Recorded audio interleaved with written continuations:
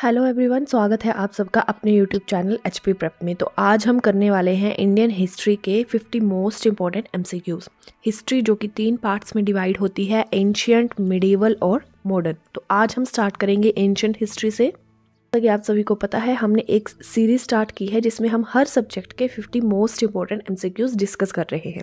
ये series important है हिमाचल के किसी भी एग्ज़ाम के लिए, चाहे वो पुलिस का हो, क्लर्क का हो, पटवारी का हो या कोई भी एग्ज़ाम जो हिमाचल में कंडक्ट किया जाता है। सो शुरू करते हैं आज की हमारी क्लास। लेकिन क्लास शुरू करने से पहले अगर आपको वीडियोस पसंद आ रही हैं तो प्लीज़ इन्हें लाइक करिए और चैनल को सब्सक्राइब करना मत भूलिए। क्वेश्चन है, who is called the father of Indian archaeology, यानी भारतीय पुरातत्व का पिता किसे कहा जाता है? ऑप्शंस हैं Alexander Cunningham, John Marshall, James Prinsep या नन ऑफ दीज। का राइट आंसर है अलेक्जेंडर कनिंघम।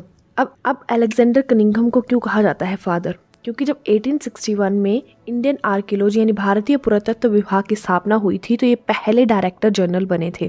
ठीक है, तो यहाँ से 2 क्वेश्चंस होते हैं हमारे। भारतीय पुरातत्व विभाग की स्थापना 1861 में और पहले director general Alexander Cunningham. Second question है, the oldest deciphered script of the Indian subcontinent is, यानी इंडियन सब कॉन्टिनेंट की सबसे पुरानी पढ़ी गई स्क्रिप्ट कौन सी है? ऑप्शंस हैं ब्राह्मी, हड़प्पन, प्राकृत या देवनागरी। तो इसका राइट आंसर है Brahmi. Third question, in the Vedic period which animal is considered as aghanya, यानी वैदिक टाइम में किस एनिमल को आघन्य कहा गया है? ऑप्शंस हैं ओक्स, शीप, कौ या एलिफेंट। तो इसका राइट आंसर है कौ। अब इसे आघन्य क्यों कहा गया है या आघन्य का मतलब होता क्या है? आघन्य शब्द का मतलब होता है कि कोई भी सर्कमस्टांसेस आ जाए, कोई भी परिस्थिति आए, इसे मारा नहीं जा सकता, यानी कुछ भी हो जाए हम कौ को नहीं मारेंगे। ठीक है, तो वैदिक टाइम में कौ को बहुत ही इंपॉर्टेंट कंसीडर किया जाता था, इसीलिए इसे कहा गया है आघन्य। फोर्थ क्वेश्चन है, which of the following god was considered as war god in the Vedic time? किस गॉड को युद्ध का देवता कहा गया है वैदिक टाइम में? ऑप्शंस है वरुणा, इंद्रा, मित्रा, अग्नि। तो इसका राइट आंसर है इंद्रा। इंद्र भगवान को कहा गया है युद्ध का देवता। यहाँ पर हम बार बार वैदिक टाइम की बात कर रहे हैं, तो वैदिक टाइम में सबसे इंपॉर्टेंट जो टॉपिक है वो है वेदास का। ठीक है, एंशिएंट टाइम में 4 वेदास हुए हैं हमारे। चारों ही वेद बहुत इंपॉर्टेंट हैं। इनके नाम है ऋग्वेद, सामवेद, यजुर्वेद और अथर्ववेद। ठीक है, इन चारों वेदों में से सबसे पुराना माना गया है ऋग्वेद, ओल्डेस्ट वेद। ऋग्वेद में ही हमें इंफॉर्मेशन मिलती है डिफरेंट गॉड्स की, जिसमें से इंद्रा है, अग्नि है, इन सभी का वर्णन किया गया है इसमें। और मोस्ट इंपॉर्टेंट पॉइंट जो यहाँ पर याद रखने वाला है वो ये है कि जो हमारा गायत्री मंत्र है वो भी ऋग्वेद से ही आया है। ठीक, क्वेश्चन है, धर्मचक्र प्रवर्तना वॉज परफॉर्म्ड एट। ऑप्शंस हैं सांची, सरस्वती, सारनाथ या वैशाली। इसका राइट आंसर है सारनाथ। अब ये धर्मचक्र प्रवर्तन था क्या? जब बुद्धा को एनलाइटनमेंट मिला था, यानी कि ज्ञान की प्राप्ति हुई थी, तो उन्होंने अपना पहला उपदेश दिया था। तो जो पहला उपदेश दिया था उसी उपदेश को कहा जाता है, उसी उपदेश के समय को कहा जाता है धर्मचक्र प्रवर्तन। ठीक है, क्योंकि यहीं से माना जाता है कि जो बुद्धिज़्म है उसका स्प्रेड शुरू हुआ था। तो सारनाथ हमारे लिए बहुत इंपॉर्टेंट हो जाता है। 6th क्वेश्चन है, where is Mahavir Swami born? Mahavir Swami का जन्म कहाँ हुआ? ऑप्शंस है पाटलिपुत्र, मगध, वैशाली या कुंडलग्राम। तो इसका राइट आंसर है वैशाली। वैशाली एट प्रेजेंट बिहार में है। अगर बात करें महावीर स्वामी की तो ये 24th तीर्थंकर हुए हैं जैनिज्म में। एंशिएंट हिस्ट्री की ही ओवरऑल बात करें तो बुद्धिज़्म और जैनिज्म ये दोनों बहुत ही इंपॉर्टेंट हो जाते हैं हमारे लिए। बहुत सारे क्वेश्चंस आते हैं यहाँ से। बुद्धिज़्म और जैनिज्म पर हम अलग से क्वेश्चंस डिस्कस करेंगे। फिलहाल ये इंपॉर्टेंट क्वेश्चन है कि महावीर स्वामी का जन्म कहाँ हुआ था? तो ये हुआ था वैशाली में और ये थे 24th तीर्थंकर। तीर्थंकर का मतलब आप टीचर से लगा सकते हो कि जैनिज्म में 24 टीचर हुए हैं, उसमें 24 में थे महावीर स्वामी। 7th क्वेश्चन है, which ruler killed his father to accede to the throne of Magadha? यानी कि वो कौन सा रूलर है जिसने मगध की गद्दी पर बैठने के लिए अपने पिता की हत्या की थी? ऑप्शंस हैं बिंबिसार, अजातशत्रु, उदयन या नागादशक। तो इसका राइट आंसर है अजातशत्रु। अजातशत्रु ने अपने पिता की हत्या की थी और इसके पिता का नाम था बिंबिसार। बिंबिसार को मार के ये मगध की गद्दी पर बैठा था। पॉइंट डिस्कस करें तो ये कंटेम्प्रेरी था बुद्ध और महावीर दोनों का ही, यानी इन दोनों के समय में ही अजातशत्रु भी था। तीसरा इंपॉर्टेंट पॉइंट, जो मगध का पहला वंश यानी डायनेस्टी हुई है वो हुई है हर्यंका डायनेस्टी। तो ये दोनों हर्यंका डायनेस्टी से बिलोंग करते थे।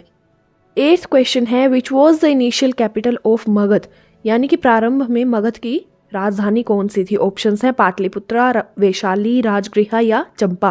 तो इसका राइट आंसर है राजगृहा। इसे राजगीर के नाम से भी जानते हैं। पहले तो कैपिटल मगध की राजगृहा थी, लेकिन बाद में फिर राजगृहा से ट्रांसफर करके पाटलिपुत्र कर दी गई थी। पाटलिपुत्र, इसे हम मॉडर्न डे में पटना के नाम से जानते हैं।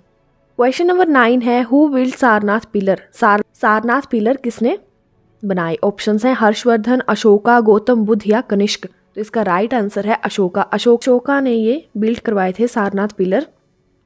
इसके साथ में ही एक और इम्पॉर्टेंट क्वेश्चन है सांची स्तूप का।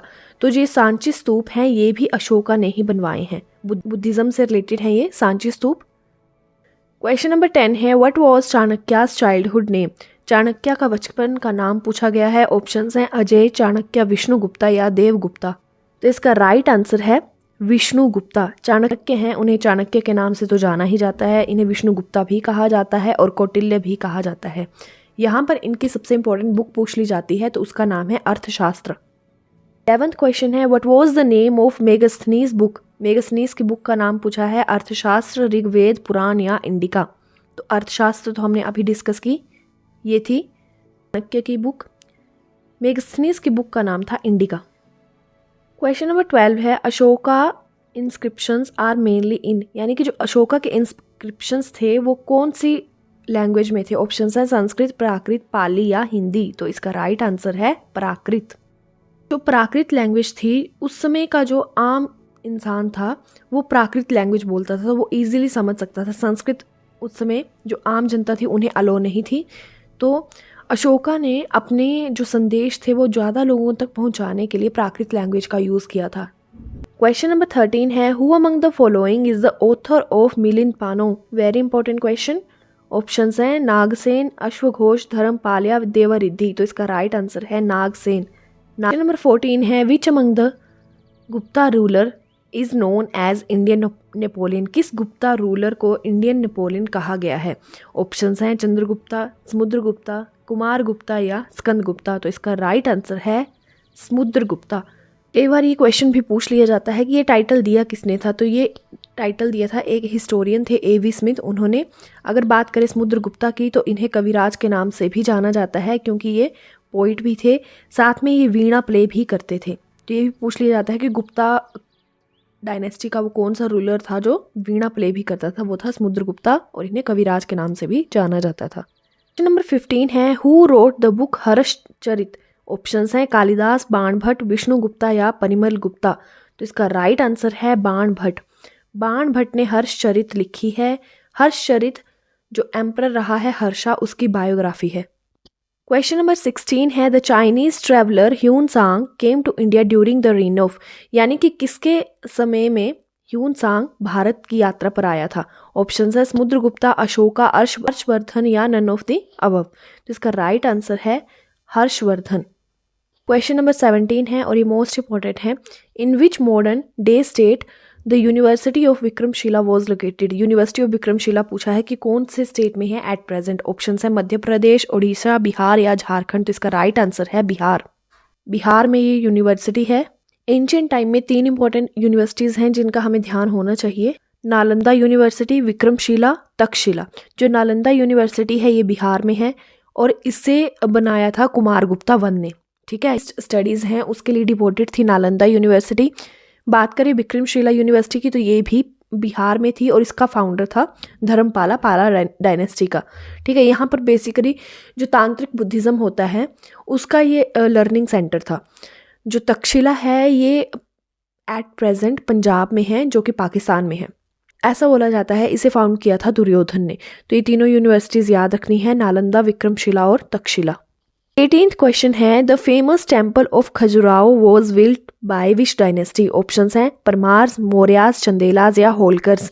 तो खजुराहो के जो मंदिर हैं ये बनवाए हैं चंदेलाज ने और एट प्रेजेंट ये मध्य प्रदेश में है। क्वेश्चन नंबर 19 है who was the propounder of yoga Darshana. Options हैं पतंजलि, योगी गोरखनाथ, स्वामी रामदेव या शंकराचार्य। तो इसका राइट आंसर है पतंजलि। हिंदू फिलॉसफी में हम बेसिकली 6 फिलॉसफीज़ का वर्णन करते हैं, ये हम पहले डिस्कस कर चुके हैं। वो 6 फिलॉसफीज़ हैं, सांख्य, योगा, न्याय, विशेषिका, मीमांसा और वेदांता। हमारा लास्ट क्वेश्चन है, where is Meenakshi temple located? Options है मदुरई, श्रीरंगम, थंजावुर या नन ऑफ दी अबव। तो इसका राइट आंसर है मदुरई। मदुरई तमिलनाडु में है और मीनाक्षी टेम्पल जो है ये गॉडेस पार्वती को डेडिकेटेड है। तो ये थे आज के हमारे 20 क्वेश्चंस। एंशिएंट हिस्ट्री के कुछ और क्वेश्चंस बचते हैं जिसमें हम बुद्धिज्म और जैनिज्म के भी डिस्कस करेंगे। सो आई होप आपको आज की क्लास पसंद आई होगी। क्लास पसंद आई है तो प्लीज़ वीडियो को लाइक करिए और चैनल को सब्सक्राइब करना मत भूलिए।